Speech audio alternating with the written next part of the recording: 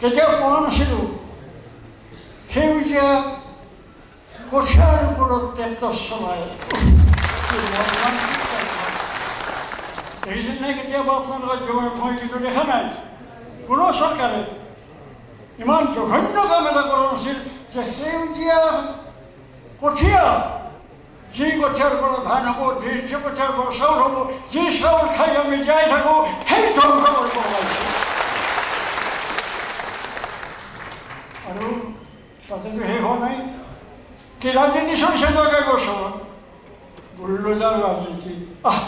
বেছিভাগ মুছলমান কাৰণে আমি হাততালি দিম, ভাল হৈছে।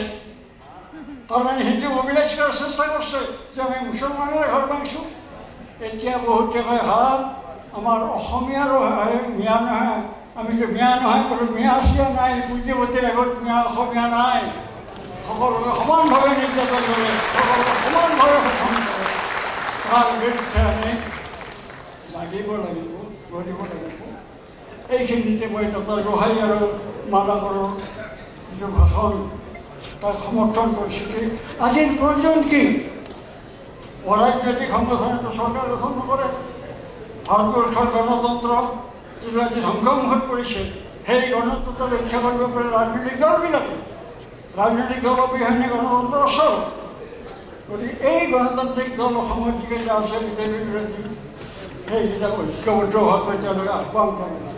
মই সেইকাৰণে তেওঁলোকক সমৰ্থন কৰি দুষাৰ ক'ব ওলাইছোঁ যে আমি ৰাজনৈতিক দলবিলাক আমাৰ নিজস্ব দৰ্শন থাকিব, নিজস্ব আদৰ্শ থাকিব।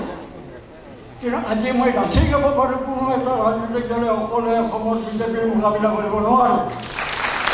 মই ডাঠি গাব পাৰোঁ, সেই শক্তি কোনেও সৃষ্টি কৰিব পৰা নাই। বিজেপিৰ মূল শক্তি কি? বিজেপিৰ মুখখন কোন? মুখখন হৈছে RSS। যি RSS বিভিন্ন ৰঙত গাঁৱে ভূঞে ঘূৰি আছে, তেওঁ বিভিন্ন ৰঙত। সেই RSSৰ বিৰুদ্ধে আজি জিতা কথাটো সহজ নহয়। গুৱাহাটীত আমি টিভিৰ মুখত ওলাম, ইয়াতে একো নহ'ব। গাঁৱৰ ভিতৰত খবৰ লওকচোন কি কৰি আছে।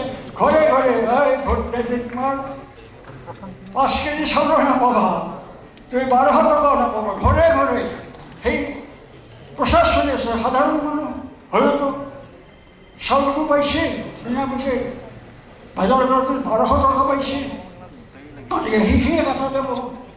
কিন্তু সেই ৰাজ্যক কোনে বুজাব যে তেওঁলোকে কোনো বিজেপিয়ে নিজৰ ঘৰৰ পৰা সেই চাউল সেই টকা দিয়া নাই, সেই টকা আমাৰ টকা, ৰাইজৰ টকা, ৰাইজৰ পৰম্পৰা, ৰাইজৰ টকা চৰকাৰৰ পুঁজিত জমা হয়। সেই কথাটো ক'ব লাগিব। কোনে ক'ব? RSS ঘৰে ঘৰে যিটো কৈ আছে, আমিতো সেই ৰাইজক ক'ব লাগিব যে এই চাউল, এই টকা আপোনাৰ টকা, আপোনাৰ চাউল। কাৰণ প্ৰতিবিধ বস্তু কিনোতে যিটো কৰ দিছে, ৰাস্তাই ঘাটে যিটো কৰৰ হেঁচা পৰিছে, ঔষধ কিনিব লগা হৈছে, সেই টকাৰেই আপোনাৰ অন্তিমীয়া টকাৰেই ক্ষুদ্ৰ এটা অংশ দিছে। গতিকে বিজেপিৰ টকা নহয়, এইটো আপোনাৰ মোৰ টকা। সেই কথা এতিয়া বুজাব লাগিব। এই বুজোৱা কামটো আমাৰ ৰাজনৈতিক দলবিলাকৰ, যাৰ যিমান শক্তি আছে সেই এনেকুৱা কাম কৰিব লাগিব। কিন্তু আজি যিটো প্ৰয়োজন, যিটো তেখেতসকলে কৈছে, নাগৰিক সমাজৰ মঞ্চৰ পৰা যিটো কৈছে বিৰোধী দলৰ ঐক্য, আমি বহুদিন আগৰ পৰাই বিৰোধী দলৰ ঐক্য বিচাৰি আছোঁ। আজিয়েই নহয়, বহু বছৰ আগৰ পৰা। প্ৰথমতে বামপন্থী বিৰোধী ঐক্য, তাৰপিছত নহয় অকল বামপন্থী নোৱাৰে, সেইকাৰণে বাম গণতান্ত্ৰিক বৃহত্তৰ ঐক্য। বৃহত্তৰ ঐক্য কি? আজি বিজেপিৰ বিৰুদ্ধে বৃহত্তৰ ঐক্যৰ প্ৰয়োজন। যে বিজেপিয়ে সকলোকে ঘাত কৰি দিছে আমাৰ সংস্কৃতি, আমাৰ সভ্যতা, আমাৰ সংবিধান নামানে তেওঁলোকে। মই এদিন এটা ফেচবুকত দিছোঁ যে RSSৰ সংবিধান দিছে মনোসংহিতা। মনোসংহিতাত কি আছে জানে? এক জেগাত মনোসংহিতাক যে যজ্ঞ কৰিব লাগিলে নিচ জাতিৰ পৰা ধান চুৰ কৰিব লাগিব। এইটো একটা মনোসংহিতাৰ হ'লে মোৰ কথা নহয়। নিচ জাতিৰ পৰা ধান চুৰ কৰি আনি যজ্ঞ কৰিব লাগিব। সেই মনোসংহিতাক তেওঁলোকে তেওঁলোকৰ সংবিধান, তাৰ বিৰুদ্ধে আমি সেই দলটো যে কিমান নিশ্চয় জগত সেই দলে আজি আমাৰ দেশত প্ৰথম অৱস্থাত সৃষ্টি কৰিলে।